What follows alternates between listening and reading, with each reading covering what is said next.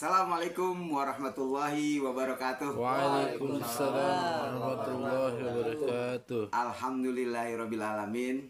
Saudara-saudaraku sekalian, pada malam hari ini kita berkumpul kembali ngopi disik bareng Cak Warto. Ngolah pikir, diskusi asik. Teman-teman, malam hari ini sebagaimana biasa, jika ada unek-unek atau pertanyaan-pertanyaan yang ingin kita diskusikan, kita urun rembuk.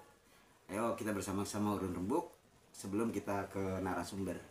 Gimana Pak Tarso, ada yang mau disampaikan dulu? Ya, saya coba. Oke, monggo, silakan. Assalamualaikum warahmatullahi wabarakatuh. Waalaikumsalam warahmatullahi wabarakatuh. Ini ada unek-unek yang mau saya sampaikan nih Pak Kiai sama rekan-rekan. Saya kok dapat informasi di Al-Quran. Nanti mohon diiyakan kalau ada, memang kalau nggak ada ya mohon bilang nggak ada. Ada satu ayat yang mengatakan bahwa semua dosa itu diampuni oleh Allah kecuali dosa syirik. Ya, memang ada gitu? Iya, ada kan? Ada ya Pak ya? Mudah-mudahan. Kalau memang ada ya Pak Kiai. Iya. Pemahaman saya itu begini Pak Kiai. Kalau semua dosa diampunin kecuali dosa syirik, berarti kan dosa itu nggak banyak ya Pak Kiai. Artinya dosa cuma satu berarti ya. Di luar itu ya insya Allah diampunin.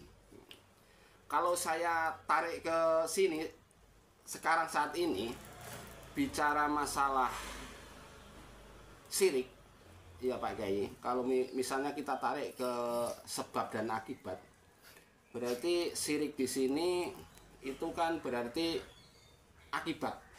Ya, sepakat ya, akibat. Nah, sedangkan penyebabnya itu berarti kan tidak tahu atau ketidaktahuan kita. Kalau kita tarik ke sebab akibat. Terus bicara syirik di sini Pak Kiai, kan namanya syirik itu yang ada yang syirik yang besar dan syirik yang kecil. Kalau bicara syirik yang kecil saking halusnya, itu kadang-kadang pelakunya itu saking halusnya dia tidak menyadari. Yang ingin saya tanyakan itu tentang syirik itu, mohon dijelaskan secara detail. Kalau bisa syukur-syukur sekalian contoh-contohnya gitu. Syirik-syirik yang halus terutama. Kalau yang besar kan kayaknya udah bisa dipahami lah. Itu pertanyaan saya yang pertama. Kemudian pertanyaan saya yang kedua, ada satu atau kalimat yang kelihatannya itu maknanya itu hampir sama atau mirip, tapi pada hakikatnya setelah dikupas itu ternyata beda menurut sebagian orang. Sebagai contoh misalnya ada kalimat antara senang dan bahagia. Nah, terus ada lagi satu kalimat yang antara enak dan nikmat. Enak. Ya, pertanyaannya mohon dijelaskan perbedaannya itu Pak. Secara detail dan syukur-syukur ada contoh-contoh yang bisa kita ambil. Mungkin itu aja Pak. Dua pertanyaan, mohon pencerahannya. Wassalamualaikum warahmatullahi wabarakatuh. Waalaikumsalam warahmatullahi wabarakatuh. Tampung ya. Ya, nih. Mau jawab dulu tampung? Langsung ke Langsung Pak aja. Yai ya. Oh. Langsung saya nih. Iya.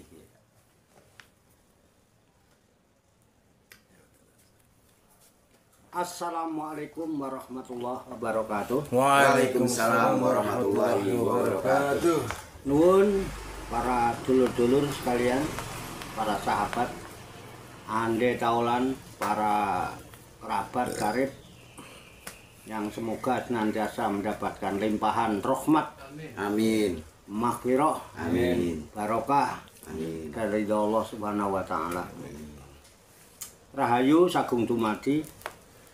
Semoga seluruh makhluk di alam semesta, baik yang kelihatan maupun yang tidak kelihatan, di setiap ruang dan waktu pada segala tingkatan senantiasa mendapatkan ketenangan, ketentraman, kenyamanan, keamanan, kedamaian, keselamatan, kesejahteraan, dan kebahagiaan dari Allah Subhanahu wa ta'ala.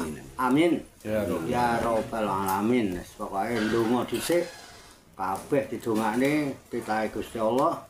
Kita doakan semua makhluk ciptaan Tuhan yang ada di alam semesta dalam rangka mengejawantahkan misi rahmatan lil alamin. Saya tidak menjawab tapi menanggapi ikut turun rembuk. Yang pertama masalah dosa ya. Kan Allah itu tadi katanya Allah itu kan mengampuni segala dosa. Semua dosa diampuni oleh Allah gitu ya Pak Yare ya. Kecuali dosa syirik. Berarti dosa itu cuman satu ya. Iya. Yang namanya dosa ya satu ya. Dosa ya dosa itu aja udah. Simpel. Dosa itu apa? Ya dosa itu ya gitu ya. Nanti kalau dibuat pernyataan jadi rame. Jadi beda-beda pendapat. Ya dosa ya satu ya dosa itu. Ya kalau masalah jumlah dosa sampai sekarang dosa saya berapa ya nggak tahu juga. Ya dosa sampan ada berapa ya nggak tahu ya kan. Dosa ya satu ya dosa itu. Ya. Ini ada di Qur'annya apa tidak? Ya ada. Coba dilihat di surat An-Nisa. Surat An-Nisa. Ayat 48. Ya, karena ditanyakan ada ayat Al-Qur'annya enggak? Ya ada gitu ya. Ada. Surat An-Nisa itu surat keempat. Ayatnya 48. Ayat 48. Udah ketemu belum? Kalau pengen dapat pahala ya dibaca gitu ya. Coba baca. Monggo. Bentar. A'udzubillahi minasyaitonirrajim. Bismillahirrahmanirrahim. Innallaha la yaghfiru ayyushraka bihi wa yaghfiru ma duna dzalika liman yasha. Wa may yusyrik billahi faqad iftara itsman aziman. Misalnya dah. Sesungguhnya Allah tidak akan mengampuni dosa karena mempersekutukannya atau syirik. Tetapi Dia mengampuni apa dosa yang selain syirik itu bagi siapa yang Dia kehendaki.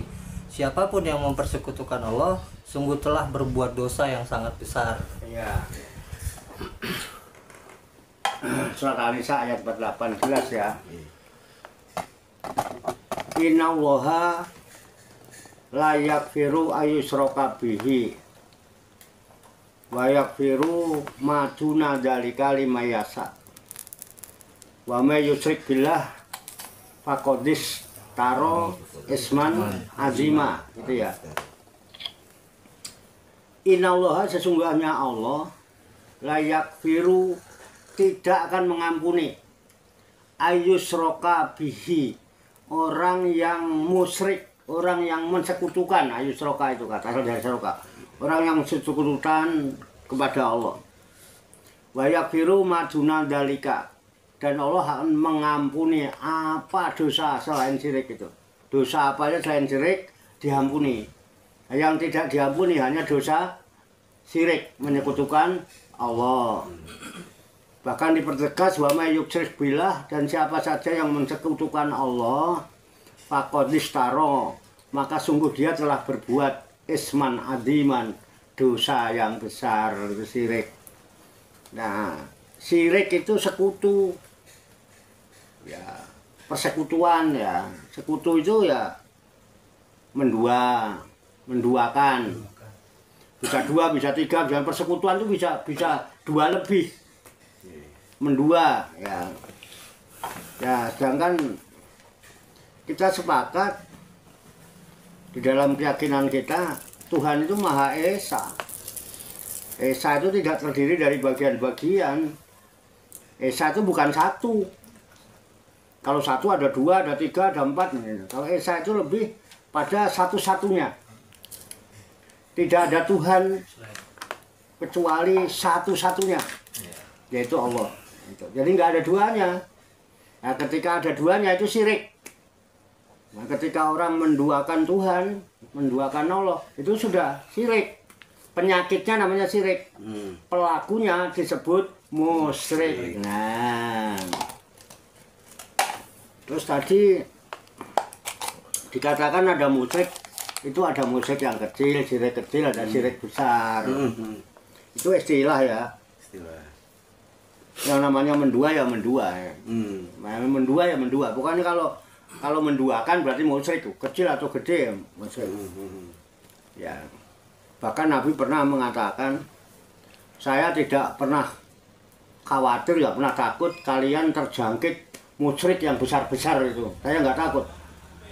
Yang paling aku khawatirkan kalau kalian terjangkit musyrik yang kecil. Sahabat bingung.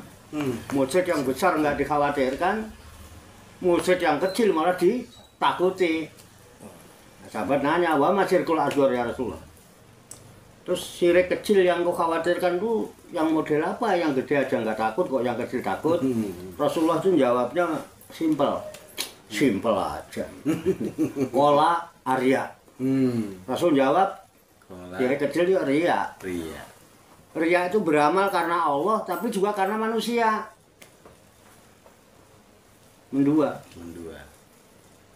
Bisa juga beramal karena Allah, juga karena surga juga, kan gitu. Kalau seandainya nggak ada surga gimana?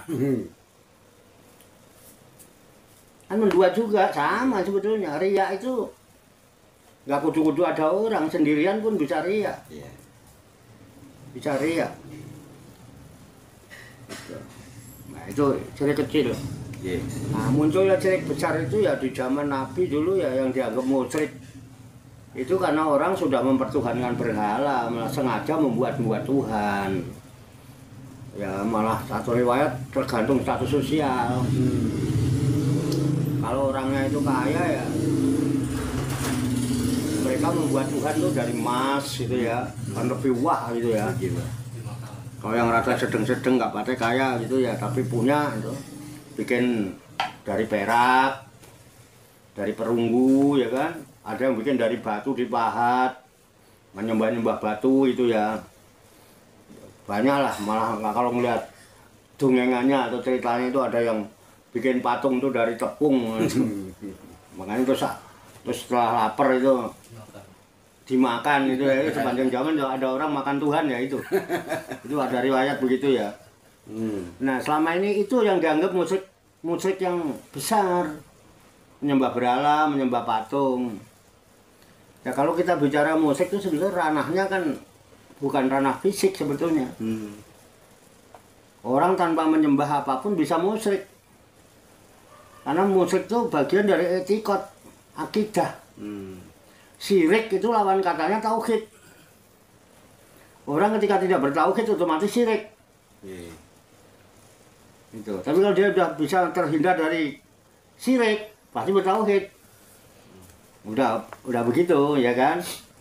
Nah, supaya agak terang ngopi dhisik. Ngopi dhisik. Ngopi guys. Ngopi. Supaya agak tegang lah ya. Ini karena dimensinya udah berbeda. Ya, kalau tadi dimensi berhala berupa fisik ya kan. Kelihatan sembah berhala.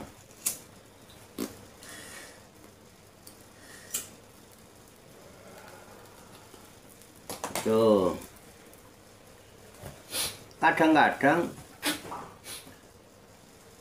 orang sekarang nggak ada yang nyembah patung, nyembah berhala itu nggak ada.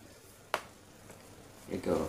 Tapi justru senang membangun berhala di dalam kolbunya.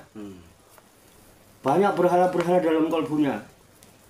Makanya sholat ngadep Tuhan itu susah karena ada berhala dalam kalbu. Ya, bisa juga beramal karena piala misalnya. Ya kan? Itu dalam kalbunya piala juara 1 ada. Ya kan? Baca Quran karena piala misalnya. Kadang-kadang nekat itu ya. Banyak lah. Ada orang sholat ya. Karena kebetulan nginep di rumah mertua kan gitu, kedua mertuanya haji misalnya kan, itu gak kelihatan Pak, tersembunyi di dalam kalbunya. Ya, itu mempertuhankan mertua, akhirnya sholatnya karena mertua. Itu bisa juga dia sholat misalnya karena rumahnya dekat masjid. Aslinya enggak, niat sholat enggak ada, karena dekat masjid enggak enak ya kan. Kebetulan di rumah. Kalau di tempat kerja di mana ya enggak, karena di rumah, rumahnya dekat masjid ya udah ke masjid. Sholatnya karena masjid misalnya kan. Ya Tuhannya masjid. Itu orang nggak tahu itu. Ranahnya ada di dimensi qalbiyah, dimensi batiniyah, metafisik. Itu lebih bahaya di situ. Nah, riya itu nggak kelihatan pelakunya ada kan, nggak merasa riya. Tapi paling ditakuti oleh Nabi karena itu walaupun musyrik kecil, keseringan orang lebih banyak melakukannya dan pelakunya nggak sadar gitu, nggak menyadari kalau itu riya. Ya kan? Itu kalau jenis-jenis riya. Nah, itu berat itu. Makanya butuh kesungguhan, terus apa ya, melakukan sesuatu karena keinginan hawa nafsu. Ada orang yang menjadikan hawa nafsu sebagai Tuhan, tuh ada coba di Quran mempertuhankan hawa nafsu itu nanti ada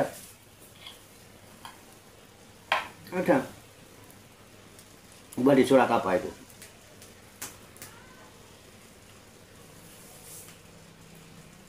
Mempertuhankan hawa nafsu.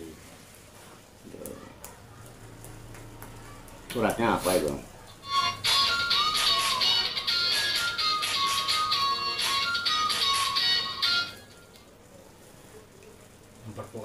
Mempertuhankan hawa nafsu. Menjadikan hawa nafsu sebagai Tuhan bisa juga. Kuncinya apa itu? Nanti surat apa ada coba? Sia ayat 23. Coba ada dibaca dah.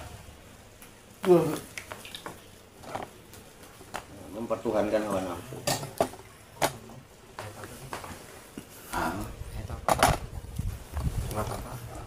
Al-Jasiyah. Oh, iya. Bismillahirrahmanirrahim.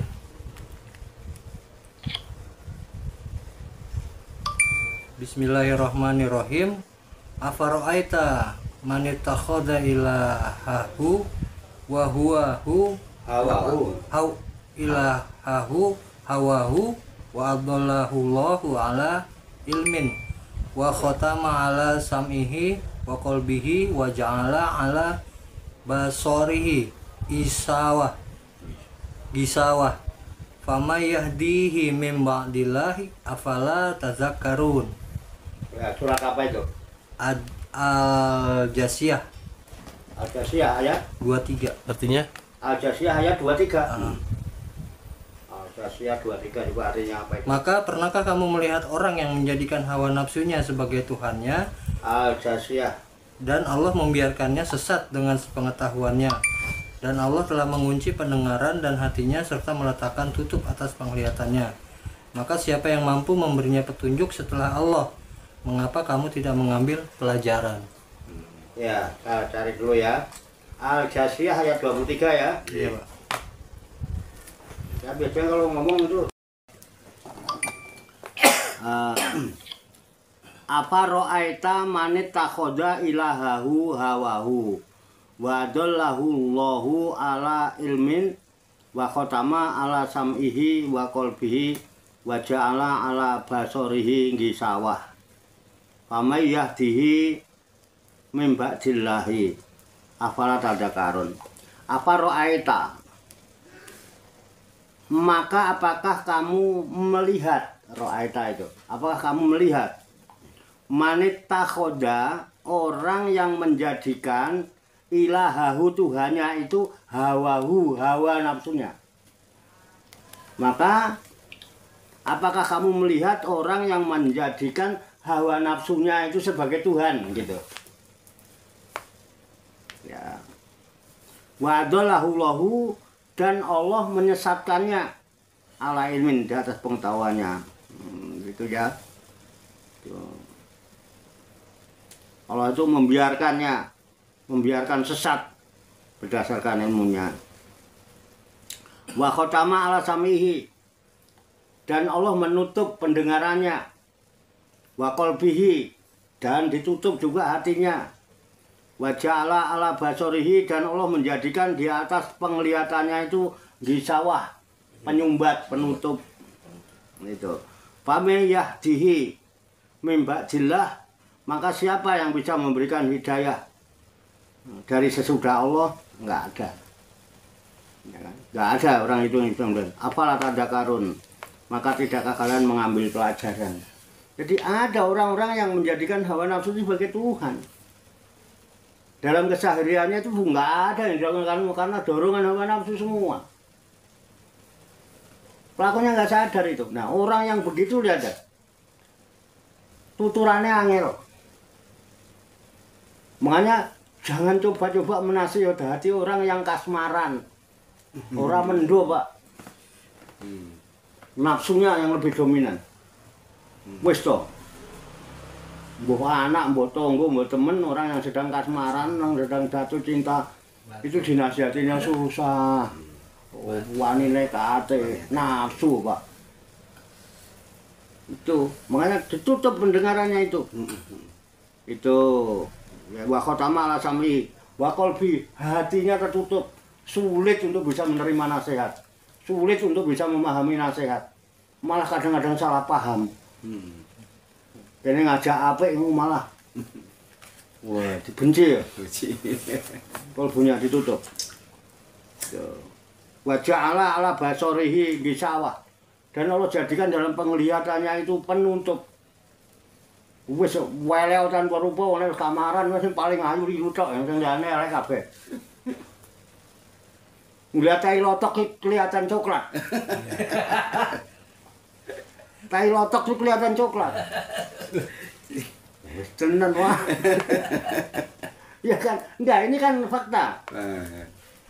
Fakta. Kenapa hawa nafsu, Pak, yang itu? Dominasi. Nah, itu orang sudah itu apa mempertuhankan hawa nafsunya. Ada. Ibu niku ya musyrik, Pak. Kan mendua namanya. Mendua. Cuman pelakunya enggak sadar. Nah, ini sekedar gambaran dan contoh-contoh tentang tadi yang diminta Pak Tarso kan itu. Iya, ya. Ya, itu dosa enggak diampuni, susah, Pak. Kudu tobatan nasuha kae. Kudu sampai mati ora tobat ya mbuh. Kalau yang lainnya diampuni lah. Masih bisa diampuni, Kalau syirik itu masalah etikot. Yang lain memang itu. Allah cuma nggak mau karena makanya mengenal Allah, mengenal Tuhan itu sesuatu yang sangat penting dan harus diutamakan sebelum melaksanakan sesuatu yang lain. Jadi mengenal Tuhan sebelum menyembah itu paling utama, Pak. Ya, mari, Pak.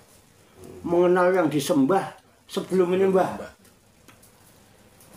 Ya, kalau ada ini usuluddin ma'rifatul ma'bud qoblal ibadah. Pokok-pokoknya orang beragama itu mengenal yang disembah dulu, baru menyembah, supaya nggak berani menyekutukan. Ini kan main sembah-sembah aja, Pak. Itu masalahnya, ya itu makanya iman nomor satu. Nah, asal iman selamat. Karena ketika imannya salah ya syirik. Iman tauhid. Ini masalah, Pak. Ya, ini kira-kira itu ya. Dosa itu ya itu. Kemudian syirik besar, syirik kecil ya itu.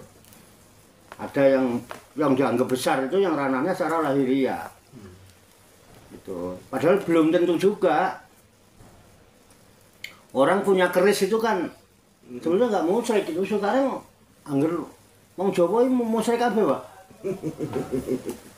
Keris musyrik, ya kan? Kembang musyrik. Selamatan musyrik, wah itu ada apa musyrik kok? Dia nggak tahu, ya kan? Berdoa di bawah pohon besar musyrik gitu ya. Padahal sebelumnya tidak begitu, etikotnya tidak begitu. Orang-orang dulu itu waskito Pak, punya keyakinan bahwa Tuhan itu maha, walaupun waktu itu belum bisa menyebut Allah ya. Karena belum ada orang Arab yang datang memperkenalkan tentang Allah itu Gusti paling lah ya. Itu Gusti itu tan kena apa Pak? Nggak bisa digambarkan seperti apa, apalagi digambarkan seperti pohon. Mustahil orang dulunya nyembah pohon itu. Cuman dia punya keyakinan bahwa Tuhan itu bisa tajalli kepada apapun. Bisa nggak Pak Tuhan itu menampakkan diri lewat? Bisa, bahwa Tuhan sendiri mengatakan, lewat api. Sanurihim ayatina fil afaq. Akan aku perlihatkan tanda-tandaku itu di seluruh penjuru. Jadi Allah bisa tajalli pada alam seluruh penjuru alam ini. Bisa tajalli di pohon, bisa tajalli pada gunung. Zaman Nabi Musa tajalli pada Gunung Tursina. Tajalli ya, memperlihatkan dirinya lewat gunung, ya kan? Bahkan wafi anfusihim, pada dirinya mereka ini bisa Allah tajalli pada itu, bisa menampakkan diri sebagai itu. Ini ke makhluk itu bisa, tapi kalau makhluk nggak bisa menjadi Tuhan. Walaupun Tuhan itu tajalli pada pohon, bukan berarti pohon itu Tuhan. Nah, orang dulu waskito sadar betul bahwa pohon itu ada dalam liputan Tuhan. Jadi yang dilihat bukan pohonnya, zat yang maha meliputi pohon itu, bukan pohon sebetulnya. Hanya dia waskito bisa komunikasi dengan pohon itu. Matahari, dia tahu dia matahari itu apa. Tapi orang dulu yakin kalau matahari itu ada dalam liputan Tuhan. Karena Tuhan itu kalau bahasa kita Allah itu al-muhit, maha meliputi. Apalagi manusia. Manusia ini rahasia Tuhan. Al-insanu siri wa ana siruhu. Bahkan di ayat lain, inna robbakum ahata binnas. Sesungguhnya Rob kalian itu meliputi pada manusia ini. Jadi semua manusia ada dalam liputan Tuhan. Tiap orang. Artinya Tuhan itu bisa bertajalli pada manusia, tapi manusia tidak bisa tajalli Tuhan. Tuhan bisa menampakkan diri lewat manusia, tapi bukan berarti manusia itu Tuhan. Itu yang harus dipahami. Itu belum tentu Pak, orang itu. Sekarang kalau saya sholat di depan saya patung, apalagi saya nyembah patung. Apa bisa dikatakan kalau saya musyrik karena saya nyembah patung? Kalau saya sholat depan patung? Enggak. Itu patung belum tentu berhala. Tapi kalau berhala pasti patung. Patung yang disembah itu berhala. Zaman dulu, zaman sekarang kan nggak ada patung. Orang memberhalakan harta, memberhalakan wanita, karena nafsu semua. Memberhalakan HP. Takhta, memberhalakan apa lagi? HP barang malah. Lebih nurut sama HP daripada sama Tuhan. Ya kan? HP. Teng lari cepet ya kan? Ada adzan kan, Allahu Akbar, santai-santai ya kan? Bisa juga kan gitu. Nah ini gambarannya Pak, tadi kalau dicontoh banyak Pak kalau itu. Saya rasa simpel-simpel aja cukup apa ya? Gimana Pak? Gimana? Nah, coba mengenangkan kita mulai. Ya, kalau pemahaman saya begini Pak Kiai. sirik tadi kan akibat, sedangkan penyebabnya kan rasa tidak tahu ya, penyebabnya karena tidak tahu. Jadi untuk mencari tahu ya salah satunya selain lewat ngaji ya lewat ngopi disit, untuk mencari tahu. Orang kalau belum tahu, belum paham kan otomatis kan berbuat itu pasti salah karena memang nggak ada ilmunya. Jadi untuk mengetahui bahwa sirik itu sebenarnya gimana ya salah satu ya jalannya apa ya lewat ngopi disit, lewat silaturahim ini. Jadi Tidak ada alasan manusia tidak tahu. Tidak ada alasan. Karena pada dasarnya memang manusia sudah menjalani proses kehidupan. Melakukan perjalanan hidup itu sudah diawali dari beberapa dimensi, melalui beberapa dimensi. Ya kan? Dimensi pertama yang kita lalui itu adalah dimensi ilahiyah, dimensi rububiyah, di mana pada saat itu kita sudah dibekali pengetahuan tentang tauhid. Alastu birabbikum, bukankah aku ini Rabbu? Qalu bala syahidna. Makanya benar, saya telah menyaksikan. Telah menyaksikan, bagaimana nggak tahu sih? Nggak ada alasan manusia. Semua manusia memiliki naluri bertuhan. Sekalipun tidak ada agama. Apa dikira kalau nggak ada agama terus manusia tidak bertuhan? Wong Tuhan itu tetap ada. Semua manusia punya naluri bertuhan. Cuman untuk menyebut nama Tuhan itu bingung, Pak. Untuk menyebut nama itu bingung karena saking mahanya. Gini, boleh saya mencontohkan, Pak? Jadi saya nggak terima kalau dibilang kanan penyebabnya itu nggak tahu. Nggak ada manusia yang nggak tahu Tuhan. Cuman mau nyebut Tuhan itu apa gitu, bingung. Apalagi nyebut Tuhan itu siapa ya kan? Siapa itu kan tertuju gitu ya, ada batasan siapa itu. Dengan Tuhan itu maha, bagaimana ada batasan gitu kan? Bisa aja orang itu sewaktu-waktu nyebut Tuhan siapa, Pak Imun misalnya. Bukan Pak Iman kali ya, boleh Pak Iman misalnya. Kebetulan dari Arab Nabi Muhammad mendengarkan Tuhan itu Allah kan gitu. Tapi sebenarnya sebutan nggak bisa, bagaimana nyebut Tuhan yang maha itu? Masa ya maha cuman 100, cuman 1000, tak terbatas itu ya mbuh hitungannya. Sebetulnya ya, contoh gini, ada orang nggak pernah mengenal Tuhan, nggak tahu Tuhan itu apa dan Tuhan itu siapa. Jadi karena dia ada di dimensi yang seperti itu, dia menganggap kalau ditanya Tuhan itu ada apa enggak ada. Tuhan itu ada apa enggak ada. Dalam dimensi yang dia alami saat itu. Tapi ketika terjadi perang, Pak, perang besar ya, bom bunyi, dia ada di tengah perang, udah kepepet ya, mau apa lagi? Saya tidak bisa lari. Nah, dalam kondisi itu dimensi dia berubah. Kalau tadi dia bilang katakan Tuhan itu nggak ada, karena dia tidak melihat kenyataan Tuhan itu ada apa enggak, kayak apa kalau ada. Tuhan itu bentuknya apa? Dia nggak tahu, Pak. Terus siapa sih Tuhan itu? Dia nggak tahu, sehingga dia secara itu Tuhan itu nggak ada pada dimensi itu. Ya. Tapi dalam kondisi tertentu, ketika dia kepepet, dua sepanjang tiar, wah modar aku. Nggak bisa lari, Pak. Udah diam. Aku ada di dunia ini pasti ada yang menciptakan. Aku ada di dunia ini pasti ada yang menciptakan. Siapa saja kau yang menciptakan aku adalah ciptaanmu. Kalau memang aku ciptaanmu, maka selamatkan dong aku. Selamat, Pak. Dia yakin di balik semua ini ada zat yang maha menyelamatkan. Dan dia tidak menyebut siapa. Tapi dia meyakini adanya itu. Akhirnya, pada dimensi itu.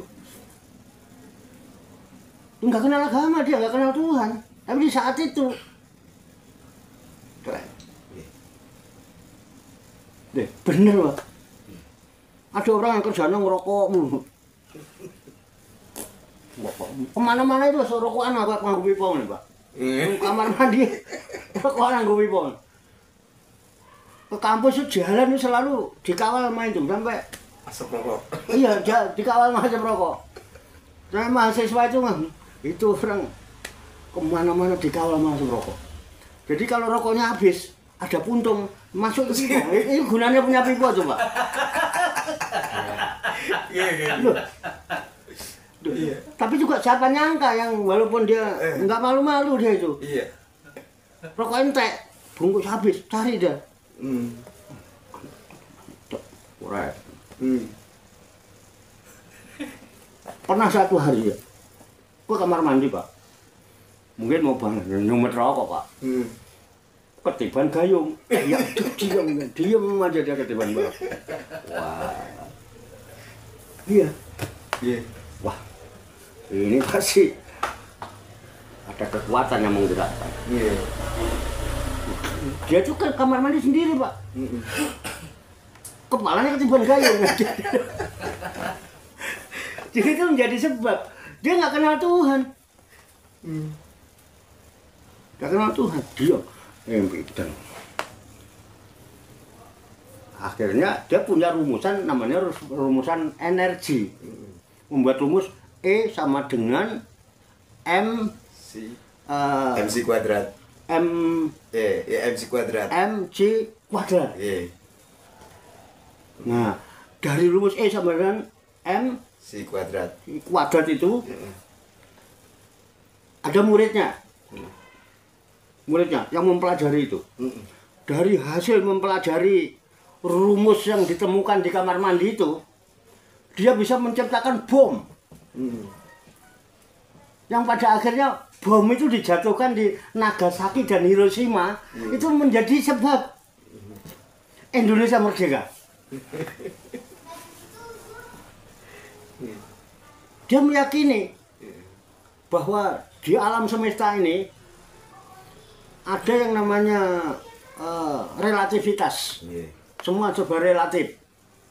Relatif itu tergantung gitu ya, ketergantungan. Serba ada ketergantungan. Kenapa aku ketiban gayung? Mesti ada ketergantungannya itu. Pasti ada energi yang menggerakkan gayung. Dari mana itu?